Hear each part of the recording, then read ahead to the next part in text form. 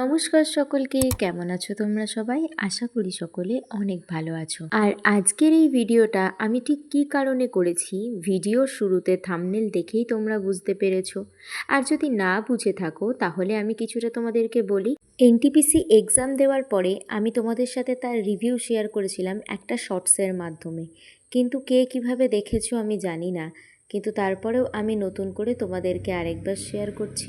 রেলের ভীষণই একটা কঠিন পরীক্ষা ছিল এনটিপিসি, আর এর মার্কস ডিভিশনটা তোমরা সবাই জানো কম বেশি। যারা বহু বছর ধরে এনটিপিসির জন্য প্রিপারেশান নিচ্ছে তাদের কাছে তো এনটিপিসিটা সহজ হতে পারে, কিন্তু যারা 1 বছর কিংবা খুব কম সময়ের জন্য, যেমন আমার মতন, তাদের কাছে এনটিপিসিতে প্রথমবার পরীক্ষায় বসাটা এনটিপিসি সম্পর্কে সঠিক ধারণা লাভ করতেই চলে যায়। তবে আমরা সকলেই জানি যে পরীক্ষা দিলে কিছু হোক আর না হোক আমাদের এক্সপিরিয়েন্সগুলো বরাবরই বিল্ড আপ হয়। আসলে ম্যাথ বা রিজনিং থেকে যে খুব বেশি একটা কঠিন প্রশ্ন এসেছিল ব্যাপারটা তেমন নয়, কিন্তু প্র্যাকটিসের সময় যদি সেইভাবে টাইম মেনে প্র্যাকটিস না করা হয় তাহলে আমরা পরীক্ষার হলে গিয়ে দেখতে পারবো যে প্রশ্ন হয়তো ভীষণই সহজ এসছে, কিন্তু আমরা উত্তর করার টাইম পাচ্ছি না। চোখের নিমিষে দেখতে দেখতেই যেন পরীক্ষা শেষ হয়ে যায়। আর বারবার প্র্যাকটিস করার পরেও এই সমস্যাটা আমাকে পড়তে হয়েছিল। তো যারা যারা আমার মতন এনটিপিসি দেওয়ার জন্য প্রিপারেশন নিচ্ছ বা আগামীতে নেবে, তাদেরকে এটাই বলবো, শুধু এনটিপিসি বলে না, যে কোনো চাকরির পরীক্ষায় আমাদেরকে আসলে বাড়িতে পরীক্ষার নির্ধারিত সময় অনুযায়ী সেই টাইমের মধ্যে পরীক্ষার সমস্ত প্রশ্নপত্র কমপ্লিট করার প্র্যাকটিসটা করতে হবে। দেন এনটিপিসিতে দেওয়া ছিল যে জিকে থেকেও প্রশ্ন আসবে, কিন্তু জিকে থেকে প্রশ্ন এসছে কিনা বা কটা এসছে আমি ঠিক বলতে পারবো না, কিন্তু কারেন্ট অ্যাফেয়ার্স থেকে প্রচুর প্রচুর কোশ্চেন এসেছিল, আর যেগুলো করা কিন্তু ভীষণ একটা চ্যালেঞ্জিং ব্যাপার।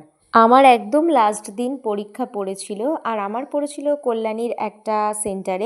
তোমাদেরকে এটাও জানিয়ে রাখি যে এক একটা সেন্টারের এক এক রকম নিয়ম, আর সব থেকে বড় কথা, পরীক্ষা তাড়াহুড়ো থাকে, তার মধ্যে আমাদেরকে অনেকটা আগে আগেই চলে যেতে হয়।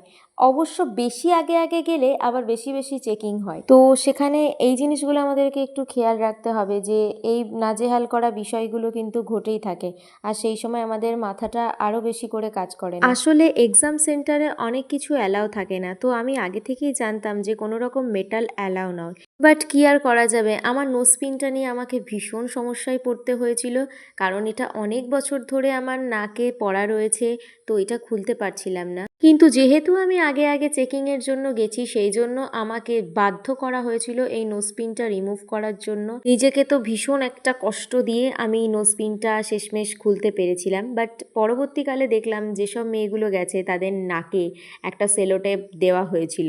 তো যাই হোক, এটা ওখানকার ভেতরকার ম্যাটার্স, যে যে যত আগে যাবে তার চেকিংটা আগে হবেই। তো আজকের ভিডিওটা অনেক দিন আগেই তোমাদের সাথে শেয়ার করার ইচ্ছা ছিল, কিন্তু লাস্ট কোনো একটা ভিডিওতে আমি বলেছিলাম যে আমি ক্যামেরার সামনে এসে আর পড়াশুনো করব না, সেই জন্য আমি পড়াশোনা সংক্রান্ত বিশেষ কোনো ভিডিও আর বানাই না। কিন্তু তারপরেও ভাবলাম যে এনটিপিসির এই এক্সামের ব্যাপারটা তোমাদের সাথে একটু শেয়ার করা দরকার।